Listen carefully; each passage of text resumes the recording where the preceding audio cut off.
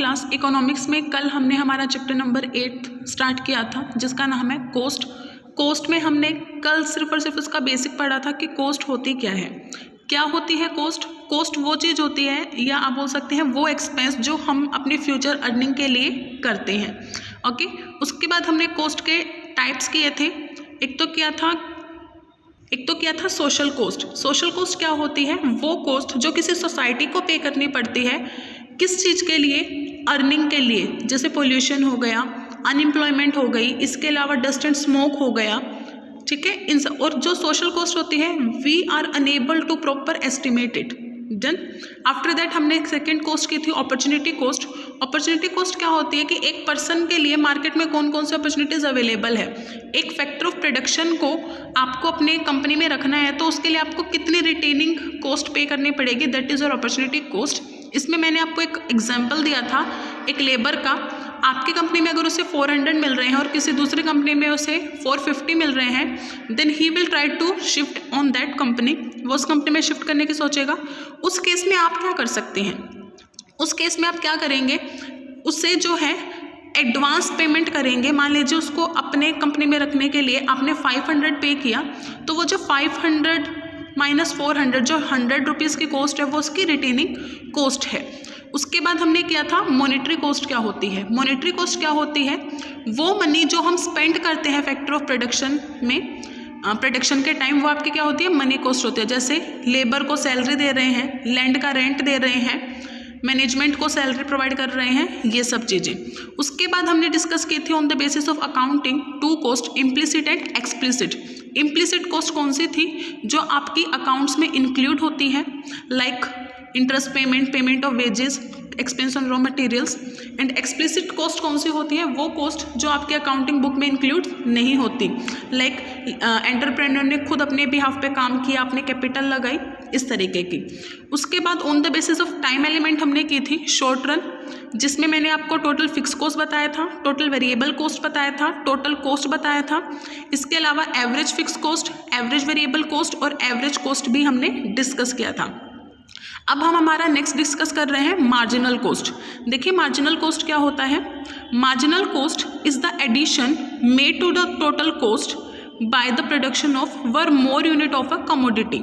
Marginal cost क्या होता है कि एक कमोडिटी की एक और क्वांटिटी प्रोड्यूस करने के लिए हमने उस पर जो टोटल कॉस्ट में ऐड किया है वो हमारे मार्जिनल कॉस्ट है। अब मार्जिनल कॉस्ट निकाली कैसे जाती है? टोटल कॉस्ट n फैक्टर की minus total cost n minus 1 factor की।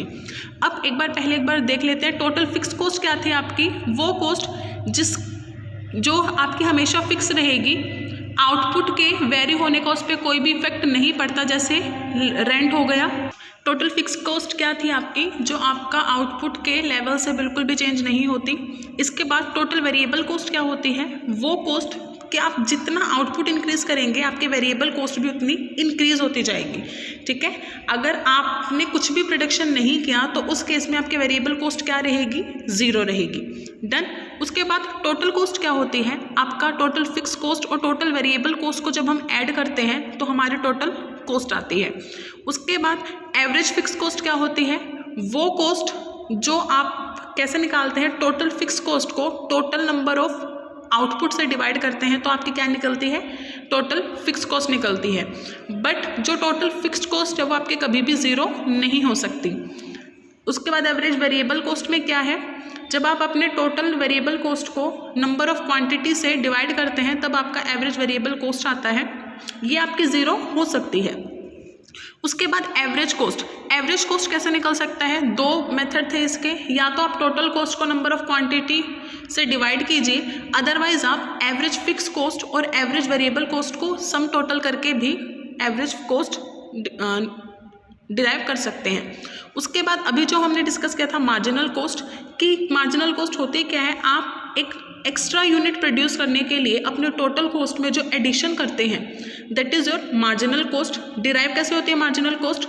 Total cost of n factor minus total cost of n minus 1 factor, that is your marginal cost. Okay. इसके अलावा मार्जिनल कॉस्ट किस तरीके से डिटरमाइन कर सकते हैं? Marginal cost is equal to change in total cost divide by change in quantity. इससे भी आप मार्जिनल कॉस्ट को डिफाइन कर सकते हैं। डन स्टूडेंट्स, उसके बाद जो है आपको टेबल दे रखी है जिसमें सारी जो आपके कॉस्ट हैं उनको एक तरीके से अज्यूम किया है और उसके बेसिस पे आपका डायग्राम ड्रॉ किया गया है। ठीक है, इसको हम डायग्राम को स्टडी करते हैं। क्या कह रहा है diagram? It is clear from the above figure that shape of all cost curve is like the English word you. देखिए सभी की जो शेप है वो यू की तरह है। With increase in output average fix cost continuously decline. जैसे जैसे हम आउटपुट की यूनिट को इंक्रीज करते हैं हमारी जो एवरेज फिक्स कॉस्ट है वो कम होनी शुरू हो जाती है। Therefore its shape is rectangular hyperbola. Similarly, average variable cost decreases as output increase initially and after a minimum point it start increasing.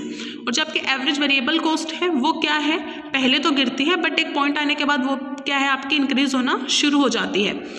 As we know average cost is equal to average fix cost plus average variable cost. So it is clear from figure 8.2 that up to point C AC declines and after that it start rising. देखिए point C तक तो उसने decline करना शुरू किया है और उसके बाद वो क्या है, राइज होना शुरू हो गई है। एज पर figure 8.3 it is clear when AC falls MC also falls। मतलब जब आपकी एवरेज कॉस्ट डिक्लाइन होती है तो आपकी मार्जिनल कॉस्ट भी क्या है, डिक्लाइन होती है। In this situation rate of fall in the marginal cost is more than the rate of fall in average cost. इसमें होता क्या है, एवरेज कॉस्ट आपकी कम गिरती है in the comparison of marginal cost. In other words when AC is falling MC curve will be below it. ठीक है, MC curve जो इसके बिलो होगा और अगर इसका रिवर्स होगा तो कंडीशन भी क्या होगी आपकी, रिवर्स होगी। जैसे इस पॉइंट में आपको इस फिगर में आपको दिखाया हुआ है कि एवरेज कॉस्ट के बिलो है हमेशा मार्जिनल कॉस्ट। आफ्टर दैट देखिए when average cost rises marginal cost is also rising but rate of increase in marginal cost is more than rate of increase in average cost. जैसे आपका marginal cost ज़्यादा गिरता है average cost के मुकाबले तो जब राइजिंग की बात आती है तब भी कंडीशन सेम रहती है। Accordingly when AC curve is rising MC curve is above it. This is clear from point C in figure 8.3 के देखिए यहाँ पे भी यही हो रहा है। अब रिलेशन क्या रहता है AC और MC के बीच में? when AC declines then MC is below AC, when AC is minimum then MC cut it from below and when AC increases then MC increases at a rate faster than average cost. इनके बीच में relation क्या है कि अगर गिरती है marginal cost तो comparison में ज़्यादा गिरेगी, अगर इंक्रीज होगी तो इंक्रीज भी ज़्यादा होगी एवरेज कॉस्ट के कंपैरिजन में। बट अगर वो मिनिमम है, इक्वल है, उस केस में भी जो मार्जिनल कॉस्ट है वो क्या करेगी, एवरेज कॉस्ट का जो कर्व है उसको बिलो टच करेगी। डन। अब हम डिस्कस करते हैं लॉन्ग रन कॉस्ट। अभी तक हमने शॉर्ट रन की थी, अब हम लॉन्ग रन के बारे में स्टडी करते हैं। देखिए in the long run all input are variable. Short run में सारे इनपुट वेरिएबल नहीं होते बट लॉन्ग रन में सारे इनपुट वेरिएबल रहते हैं। Accordingly there is no TFC और AFC कर्व। तो इसके हिसाब से वहाँ पे ना तो कोई टोटल फिक्स्ड कॉस्ट कर्व होगा ना कोई एवरेज फिक्स कॉस्ट कर्व होगा। As there is no distinction between total cost and total variable cost we simply use the term total cost. हम यहाँ पे टोटल फिक्स कॉस्ट या total variable cost term use नहीं करते, हम यहाँ पे सिर्फ एक टर्म यूज़ करते हैं that is total cost. Long run average cost, देखिए average cost is obtained by dividing total cost by the quantity of output. You know that total cost को जब आप टोटल आउटपुट से डिवाइड करेंगे तब आपकी लॉन्ग रन एवरेज कॉस्ट निकल के आएगी। Long run marginal cost, marginal cost is the addition made to the total cost by the production of one more unit of a commodity. जैसे आपके short run में marginal cost होती है exactly the same meaning in the long run and same was the derivation. हमें जो study करना है वो ये what was the shape of long run cost curves. देखिए LAC is a U shaped curve which comprises of many SACs। जो long run average cost होता है वो भी यू शेप का होता है बट उसके अंदर काफ़ी सारे शॉर्ट एवरेज कॉस्ट के कर्व इंक्लूड होते हैं। It is also called envelope curve. इसको हम क्या कहते हैं, एनवेलप कर्व भी कहते हैं। LAC is tangent to various SAC curve, ये मैं आपको भी बता चुकी हूँ। This is clear from figure 8.2। LAC is tangent to SAC1, SAC2 up to SAC5.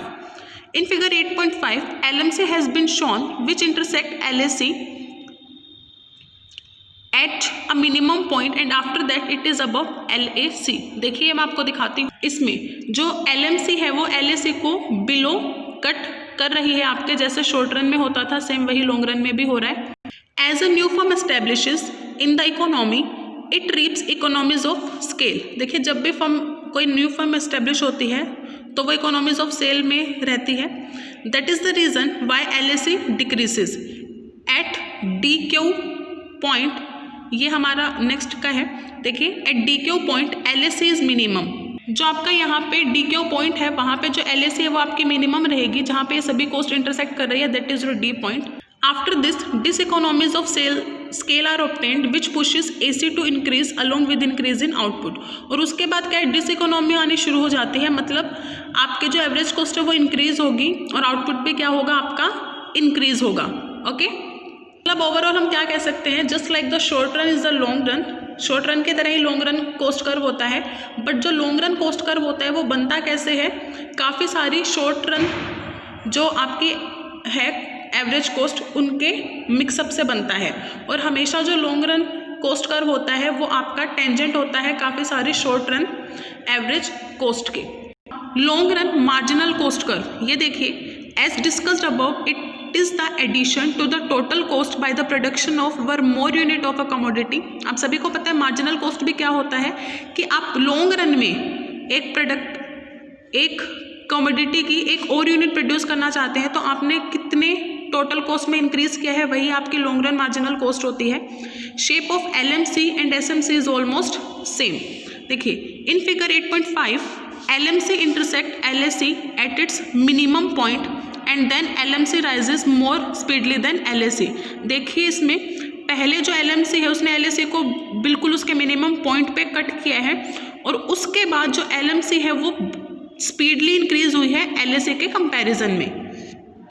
On this point SMC curve intersect SSC curve. इसी पॉइंट पे क्या होता है, जो आपका शॉर्ट रन मार्जिनल कॉस्ट है वो शॉर्ट रन एवरेज कॉस्ट को भी कट करता है। Therefore, optimum level of output is at that point where LMC and SMC intersect LAC and SSC। तो देखिए जो ये पॉइंट है जहाँ पे ये सभी एक दूसरे को कट कर रहे हैं वो आपका क्या है, max optimum level of output है कि आप इस लेवल तक आउटपुट कर सकते हैं। Therefore, LMC is equal to LAC is equal to SMC is equal to SSC। ये कहा जाता है हमेशा कि जो लॉन्ग रन मार्जिनल कॉस्ट है और जो शॉर्ट रन मार्जिनल कॉस्ट है ये दोनों किसके इक्वल होनी चाहिए, लॉन्ग रन एवरेज कॉस्ट और शॉर्ट रन एवरेज कॉस्ट के इक्वल होनी चाहिए। ओके स्टूडेंट्स, तो यहाँ पे हमारा चैप्टर फिनिश हो रहा है। अगर आज के सेशन को समराइज़ करें तो पहले तो हमने प्रीवियस सेशन को समराइज़ किया था, उसके बाद मैंने आपको मार्जिनल कॉस्ट क्या होता है वो बताया, मार्जिनल कॉस्ट और एवरेज कॉस्ट के बीच में क्या क्या रिलेशन होते हैं उनके बारे में हमने डिस्कस किया, और उसके बाद लॉन्ग रन कॉस्ट के बारे में हमने डिस्कस किया। ठीक है, लॉन्ग रन कॉस्ट में एवरेज लॉन्ग रन कॉस्ट क्या होती है और लॉन्ग रन मार्जिनल कॉस्ट क्या होती है वो हमने डिस्कस किया। इसके अलावा शेप क्या रहती है लॉन्ग रन कॉस्ट कर्व की वो, और long run marginal cost curve क्या होता है वो भी हमने यहाँ पे डिस्कस किया। ओके स्टूडेंट्स, तो यहाँ पे हमारा चैप्टर फिनिश हो रहा है। I am going to wind up my session. Thank you, have a nice day. और अगर किसी को कोई प्रॉब्लम हो then you are very free to ask at any time. Thank you.